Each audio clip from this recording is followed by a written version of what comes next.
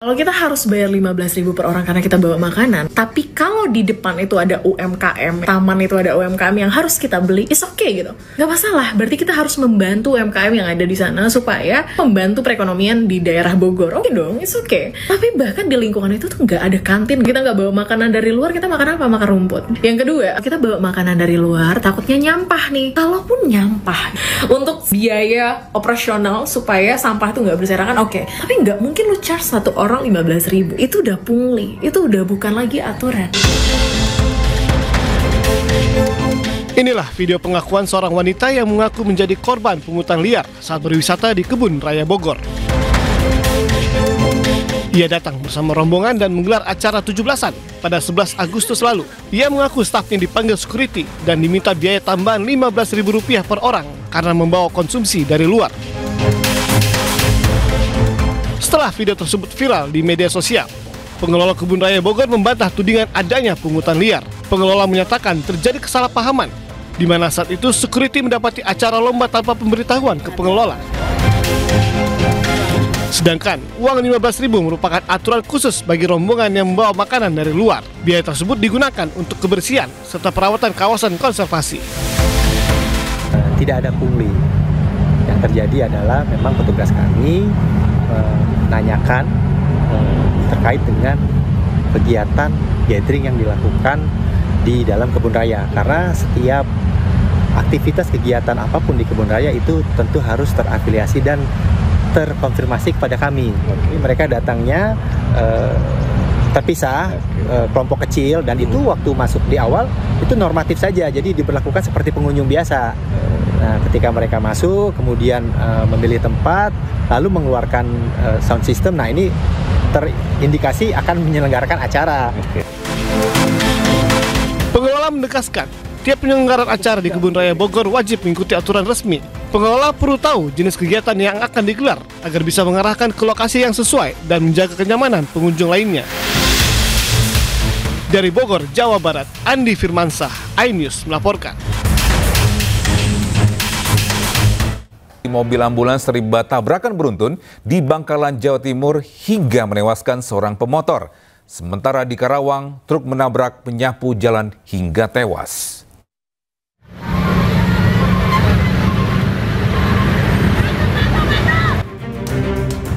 Hilang kendali, sebuah truk menabrak lapak pedagang bunga dan pohon di Jalan Pangkal Perjuangan, Kota Karawang. Truk juga menabrak seorang warga yang sedang menyapu hingga tewas serta sepeda motor yang terparkir di jalan. Tabrakan ini membuat sopir truk tergencet badan kendaraan.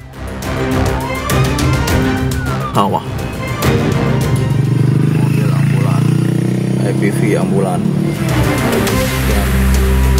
Sementara itu di Bangkalan, Jawa Timur, tabrakan beruntun melibatkan ambulans, sebuah minibus dan pemotor. Kecelakaan berawal saat pengendara motor tiba-tiba oleng hingga menabrak mobil ambulans yang sedang membawa pasien serta mobil minibus dari arah berlawanan. Akibat tabrakan, pengendara motor tewas sementara ambulan masuk ke saluran air dan pasien terpaksa dievakuasi menggunakan mobil ambulans lainnya. Tim iNews melaporkan. Bisa mobil kepala dinas di lingkungan Pemda Kota Bengkulu menabrak seorang pejalan kaki hingga tewas. Pelaku sempat kabur namun berhasil ditangkap polisi.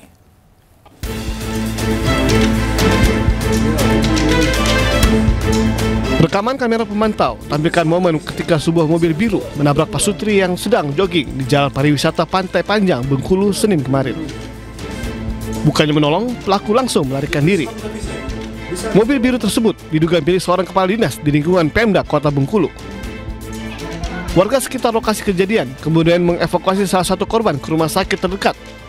Korban meninggal dengan luka serius di kepala. Polisi kini telah mengamankan pelaku beserta mobil dinas yang digunakan pelaku saat menabrak korban. Polisi menyatakan pelaku yang kendari mobil dengan kecepatan tinggi mencoba menyalip kendaraan di depannya, namun hilang kendali sehingga menabrak warga yang sedang jogging.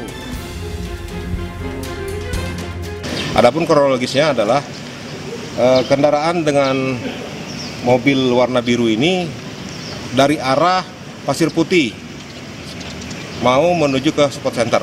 Nah, begitu di belakang mall itu yang bersangkutan dalam kondisi kencang menyalip mau menyalip ke arah kanan, tapi di kanan ini situasi kendaraan rame, akhirnya langsung menyalip ke kiri dengan kondisi yang tidak terkendali lagi. Ada 2 orang suami istri lagi jogging sehingga tertabraklah yang lagi jogging. Pelaku saat ini masih diperiksa intensif oleh pihak Polresta Bengkulu. Dari Kota Bengkulu, Endro Diwirawan, iNews melaporkan. Kita beralih ke informasi lain, bisa dugaan pemalakan terhadap pengemudi mobil di flyover Bandengan, Jakarta Barat.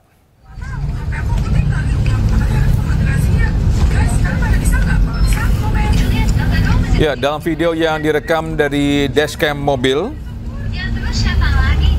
ini 2 pria bermotor diduga memeras seorang pengemudi mobil. Pelaku pemalakan tergolong nekat karena dilakukan di tengah jalan saat situasi ramai. Pengemudi dan kedua pelaku sempat berdebat sebelum kemudian pengemudi memberikan sejumlah uang ke pelaku. Polisi menyelidiki pelaku pemalakan tersebut.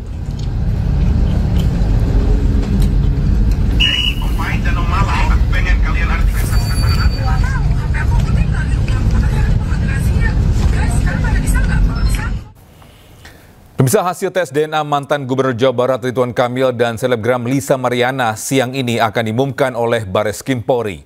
Sampel DNA Ridwan Kamil dan Lisa Mariana telah diambil 7 Agustus lalu. Lalu siapa yang berbohong?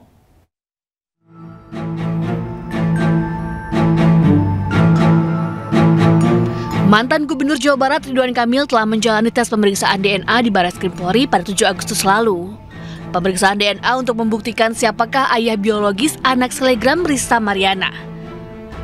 Ridwan Kamil berharap tes DNA bisa menjawab berbagai spekulasi yang berkembang di tengah masyarakat dan tidak membuat kasusnya berlarut-larut. Jadi kita berinisiatif biar nggak berlarut-larut, biar tuntas, sehingga masyarakat tidak disuguhi oleh hal-hal yang tidak sepenuhnya perlu dijadikan konsumsi publik, kira-kira begitu. Mudah-mudahan tes ini menjadi jawaban dari yang selama ini kami perjuangkan, ya.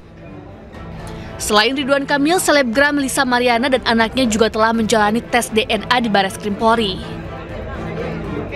Pengambilan sampel berjalan dengan lancar, alhamdulillah. Ya, cuman agak melo aja karena anak sekecil itu kan ditusuk jarum gitu ya, jadi agak nangis. Harapannya apa? Mungkin harapannya? Ya. Ketemu sama Pak RK? Oh enggak. Beda lantai ya. Harapannya apa? Tapi berharap bertemu nggak Mbak tadi Mbak? Enggak. Asal ya sportif aja ya Bang ya, berjalan dengan lancar gitu. Hasil tes dikeluarkan dalam waktu 10 hari. Sebelumnya, Direktorat Tindak Pidana Cyber Bareskrim Polri tengah menyelidiki kasus pencemaran nama baik yang diajukan oleh Ridwan Kamil kepada Lisa Mariana. Tim Liputan, iNews melaporkan. Demikian untuk mengetahui suasana dan informasi terkini, kita sudah terhubung dengan rekan Anissa Rizkia di Bareskrim Polri. Selamat siang Anissa, kapan Bareskrim akan mengumumkan hasil tes DNA? Ya, Togi dan juga pemirsa, kapan kira-kira dari pihak Bareskrim akan mengumumkan tes DNA dari mantan Gubernur Jawa Barat Ridwan Kamil dan juga Lisa Mariana? Tentunya kita masih menantikan kedatangan kedua pihak, baik itu dari RK dan juga Lisa Mariana. Menurut informasi yang kami himpun begitu ya, pada pukul 1 siang nanti memang benar dijadwalkan untuk mengundang begitu 2 kuasa hukum ini untuk hadir dalam pengumuman hasil dari tes DNA yang sudah dilakukan kepada RK dan juga Lisa Mariana. Apakah nantinya dari pihak RK dan juga Lisa Mariana akan turut serta begitu, kita masih menantikan konfirmasi dari kedua belah pihak kuasa hukum. Yang kita tahu bahwa tes DNA ini tengah dilakukan pada tanggal 7 Agustus lalu begitu Togi. Selama 10 hari tim dari Bareskrim melakukan pengujian laboratorium dan nanti hasilnya akan kita sama-sama saksikan apakah asal-usul dari anak yang dilahirkan oleh Lisa Mariana ini merupakan anak kandung atau sebagai ayah biologisnya adalah RK, begitu kita akan nantikan bersama-sama. Dan hingga saat ini memang dari tim Mabes Polri pun juga kami tanyai mengenai waktu apakah nantinya tepat pada pukul 1 siang, namun belum mengkonfirmasi apakah pengumuman dari hasil ini akan dilakukan melalui konferensi pers. Begitu kami akan menantikan begitu update yang akan disampaikan oleh tim dari Mabes Polri. Demikian, Togi, saya kembalikan kepada Anda di studio. Ya, Anissa, apakah ada informasi terkait Ridwan Kamil atau Lisa Mariana atau mungkin perwakilan dari kedua tersebut ini akan datang ke Baris Krim Polri?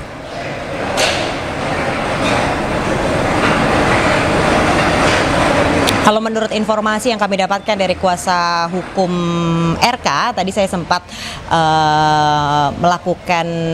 mengirim pesan begitu ya melalui WhatsApp. Beliau hadir sebagai perwakilan dari pihak RK. Jadi itu artinya sepertinya RK ini sedang ada tugas atau sedang ada kegiatan di luar, jadi diwakilkan oleh pihak kuasa hukumnya. Namun dari pihak kuasa hukum Lisa Mariana, ini tadi juga sempat saya tanyakan apakah dari Lisa Mariana juga akan hadir tentunya siang hari ini di pukul 1, namun juga belum memberikan jawaban secara pasti begitu apakah nantinya Lisa Mariana pun juga hadir di Mabes Polri ini. Togi. Baik, terima kasih Anissa Rizky atas informasinya, melaporkan langsung dari Baris Krim Polri. Selamat bertugas kembali. Pemirsa, perseteruan selebgram Lisa Mariana dan mantan Gubernur Jawa Barat Ridwan Kamil sudah berlangsung sejak Maret 2025 lalu. Lisa Mariana menuding RK sebagai ayah kandung dari anak perempuannya.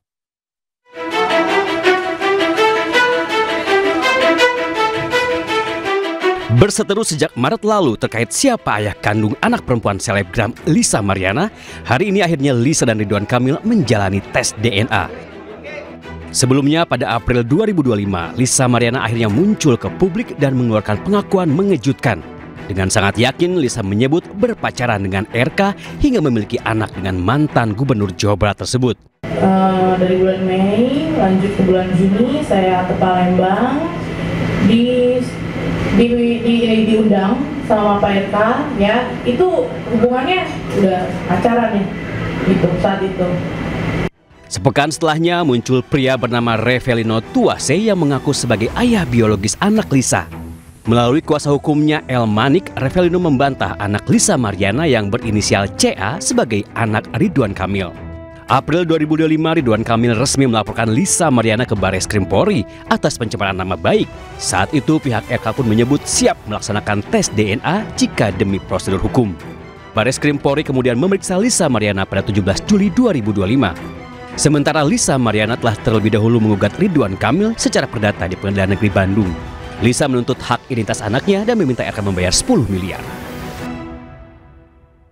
Kita ke informasi lain, pemirsa, kebakaran sumur minyak ilegal di Desa Gandu, Blora, Jawa Tengah hingga pagi hari ini masih belum padam. Akibat kebakaran, 3 warga tewas, 2 luka bakar.